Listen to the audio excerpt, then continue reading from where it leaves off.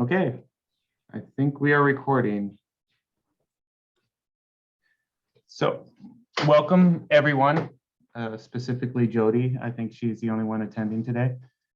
But I wanted to introduce myself. My name is Ben Kukin. I'm the engineer over at Whatcom County. I'll probably be your primary contact about this project. So if there are any questions, you can distribute my email, which was on the postcard that you received. Feel free to send it around to any neighbors or friends. You also, I think, have my cell phone number and my office number. So I can also put that in the link here, but my cell phone number is 360-966-1201. I am just a member of a team here.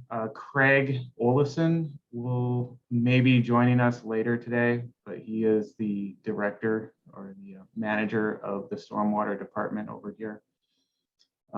A lot of what we do is focus on fixing stormwater related problems. We tend to focus mainly on, I'm going to let somebody in here.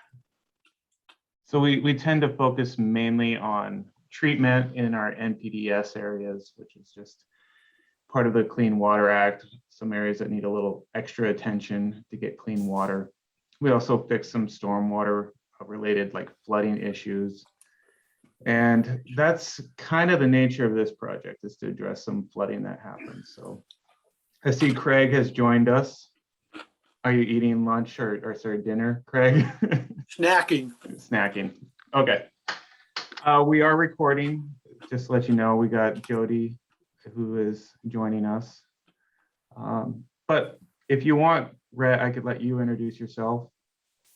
Sure. My name is Rhett Winter. I'm with Wilson Engineering. We were contracted by the county as a civil engineer to create this project and try to do this culvert relocation for them. And so, yeah, that's my role in the project, and we'll be around for the design and construction and to see it through. So. Right. And then Craig. Got me with mouthful. I can take over if you want. I'm Craig. I'm with the Whatcom County Public Works Program Manager for Stormwater. I work with Ben and Rhett. Yes. Okay, so really what the goal of this meeting is, first of all, we want to hear any kind of questions or concerns from the public about this project. We want to be able to address them fully, but also we just want community support.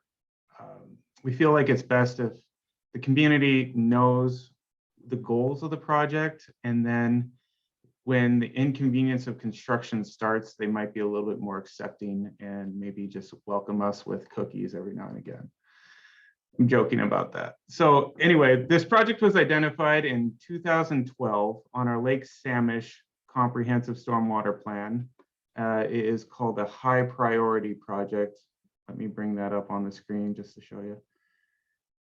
So I don't know if you can see my mouse, but relocation, I think this culvert is incorrect, or this address is incorrect, but on Shallow Shore Drive, and it's right here, highest priority.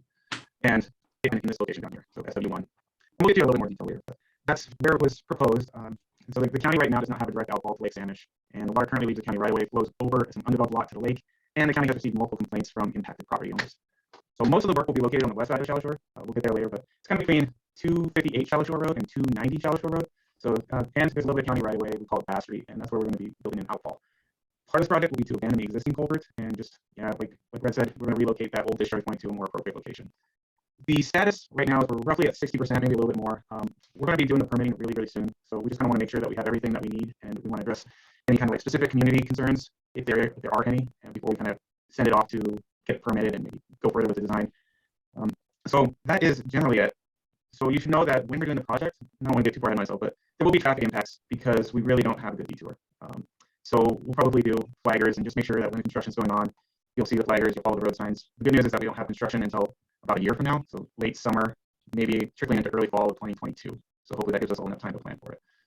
A project this size would take, maybe I would expect it to be 5 weeks, plus or minus. Don't quote me on that. It's really kind of dependent on a lot of different things, but that's kind of what we're thinking right now. And you'll have a Whatcom County inspector on site the whole time. And if there are any issues, you would just find the person that is in the Whatcom County truck or has a Whatcom County hard hat they'll typically walk up and identify themselves too. So if there's any questions, construction will probably take place somewhere between 7 a.m. and maybe like 5 or 6 p.m. That's generally what we're seeing. There is some flexibility there from the contractor if he wants to go a little bit modified hours, but I would say most of our projects are trying to capitalize on the daylight best as they can. Really, that's the brief introduction to it. I'm going to try to pass it off to Rhett, and then he's got some exhibits and some plans, or maybe just some exhibits to take a look at, and maybe we can walk through some details of the project. All right, Rhett, I should be sending it over to you. All right. Do you have it? I don't. So Okay, I'm going to stop my share. there you go. And then I will try to share.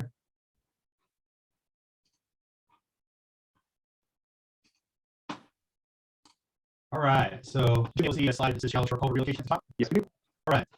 Well, we put together these sketches here. More boxes of addresses of houses, so 66 shallow shore, 59 shallow shore. In this area between these two houses here, it's called the Bass Street right away. There's never developed, but existing right away. And so the idea was that there was existing outfall down here, and there's 66, and that's showing this dashed line. The idea is that we want to get an outfall that serves the county road that's still on county property all the way to the lake. So essentially trying to take water that arrives at this juncture here.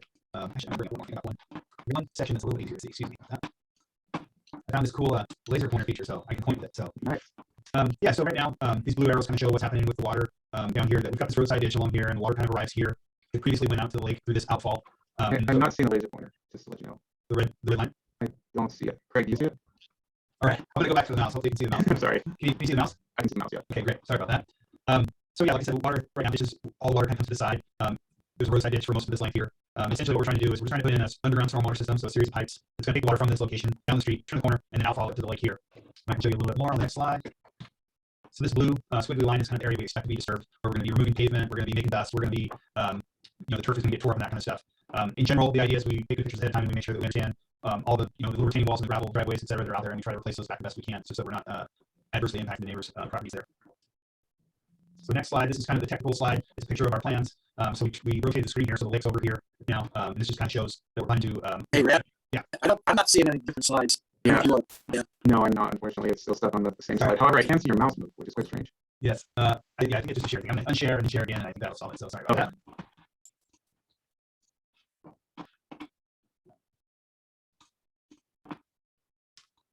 Yeah, I think I shared an app, so we should see PowerPoint there. Oh, yes, there. That's better. Or probably I couldn't see my laser pointer. I guess I can see my laser pointer. Okay, good.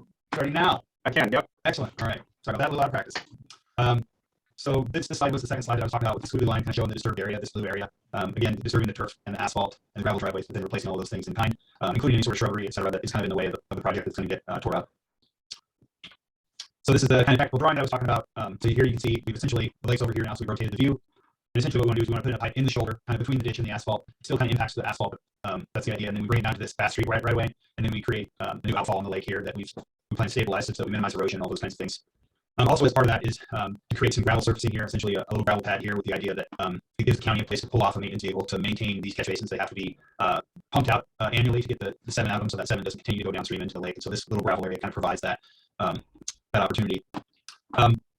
Another thing to consider, I mean, obviously we're very concerned about the sensitivity of the lake. We want to do the work in the summertime when the lake's near its lowest level. But the idea is we essentially create this little sandbag barrier out there that just gets set into the lake relatively close to where work's going to occur. And then they pump out of the backside of that. It's a watertight seal typically, and the idea is to pump out of the backside of that and keep all the dirty water on one side.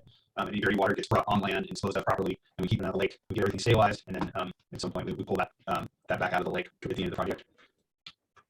So this just kind of shows a viewport of standing essentially in the Bass Street right away, and then looking to the south, kind of what we expect. So these dashed lines are all things that are underground. So we've got kind of an underground pipe shown here crossing the street. We've got these catch basins, which are essentially a concrete vault that's underground with a small lid at the surface. And then additional pipe, like I said, between the asphalt and the ditch along here. And then this blue hatch is really just the asphalt that's going to get tore up, probably about a half a lane that'll get replaced after the project's completed.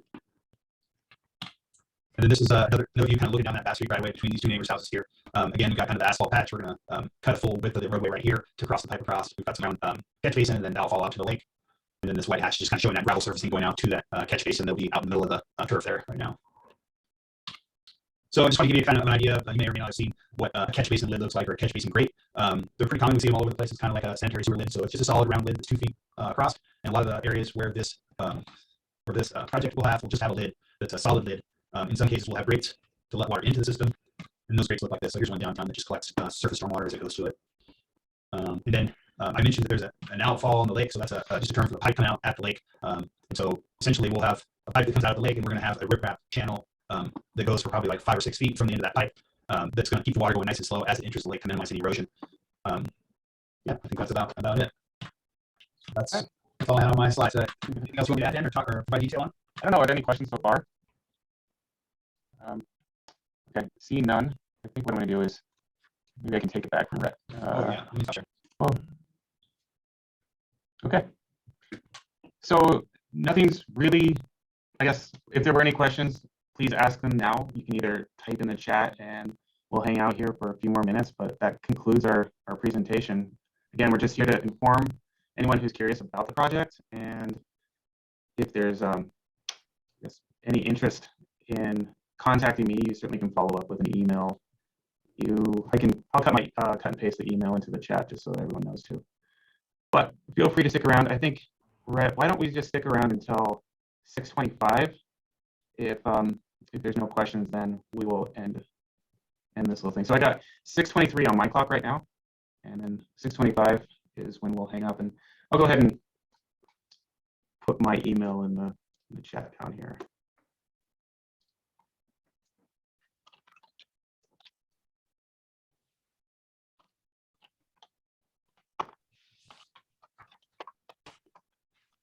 All right. So Jody says no questions. Was just interested in seeing what the project on the road will look like. Okay. Well, Jody, if any of your neighbors are curious, again, they can certainly feel free to email me or call me up. I'm happy to talk about the project. Hey, Ben, do Yeah, we have something on the website now? I believe there is something on the Project. website. That might be good too. They can look at and Yeah. On the postcard, there is a QR code that you can take a picture with your phone and it will bring you to the website. And I think there is a website there, but I'll go ahead and look for that right now. So you might hear me typing away on my keyboard, but I'll post that link in the chat as well. all right.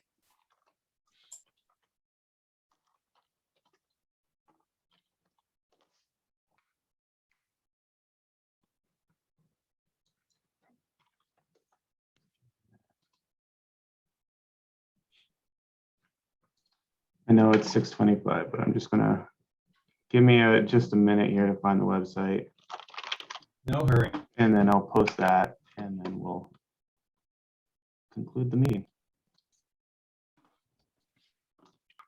Okay. Here we go.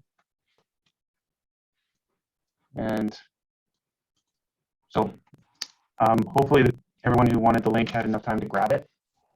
So we will. Ben, do you post this meeting where? You know, we can put it on our website. I don't know where they typically go, but I am recording the meeting, so we'll find a spot for it. Craig, do you know if they normally go in one location when it comes? Unfortunately, Shallow Shore does not have their own little, or sorry, the Lake Sandwich doesn't have their own little section. You know, we could check with Kate or Holly. I'm sure they have a method that I'm not aware of. Yeah. We'll find a spot for it, and then it will either be in that website, or we'll have a link on that website to where We should be able to link it to the website somehow. Okay. All right. Well, everyone, thanks for joining. I'm going to close the meeting, stop recording.